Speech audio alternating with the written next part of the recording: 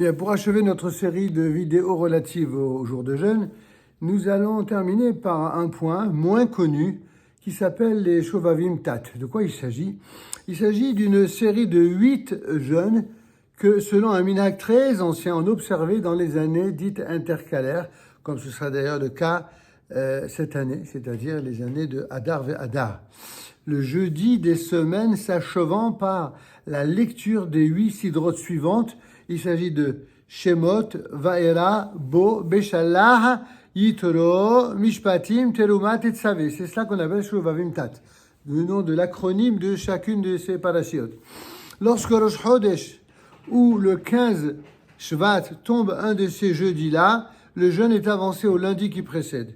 Et c'est pendant les années dites intercalaires, dont l'hiver se trouve prolongé d'un mois, que ces jeûnes furent institués en faveur des enfants en bas âge, afin que ces derniers nous soient préservés et qu'ils abondent comme les poissons, pour reprendre l'expression.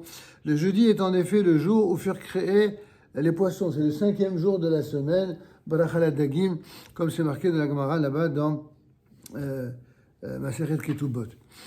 Et donc, c'est pour les mêmes raisons d'ailleurs qu'une personne qui a déjà été mariée, qui se remarie à un âge avancé, ou même une personne qui est veuve, qui désire se remarier, eh bien, elle se remarie le 5e jour de la semaine, le jeudi, tout simplement pour que Akadosh Baruch Hu, il puisse lui accorder une bracha particulière en ce jour pour avoir le zrout peut-être d'enfanter de nouveau. En tout cas, cette idée que le jeudi est un jour qui institue en quelque sorte un symbole de fécondité, c'est quelque chose que l'on retrouve dans la Torah, dans le Sefer Bereshit, au chapitre 48, verset 16.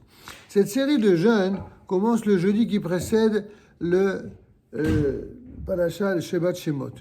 Dans cette péricope, dans cette parasha, nous lisons au premier chapitre de l'Exode, au verset 12, « Mais plus on l'opprimait, plus sa population grossissait et débordait.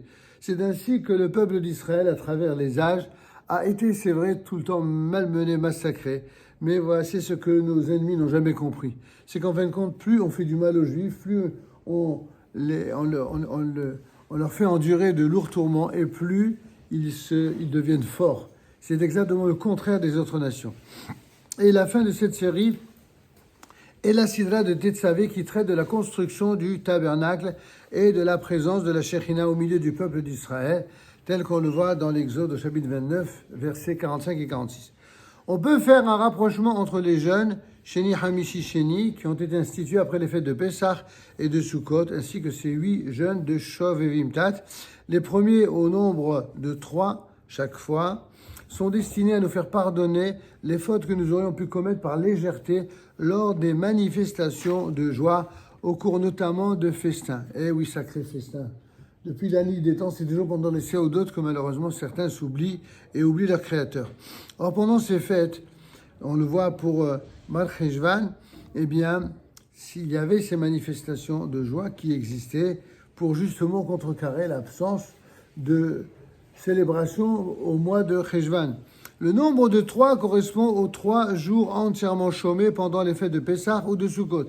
On peut par analogie faire correspondre la série de 8 jeûnes des mois de Shvat et Hadar 1 aux festivités de Hanouka qui, elles aussi, comme on l'a vu il n'y a pas si longtemps, durent également 8 jours.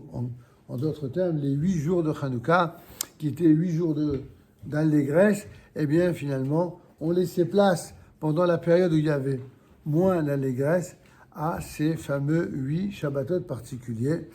Kadosh Baruch Hu, comme on l'a dit dans nos vidéo précédente, transforme toujours tous ces jours de difficultés, de souffrances, d'épreuves, et pour lesquels nous jeûnons, en journée d'allégresse et de joie pour nous et pour toute l'humanité. Amen.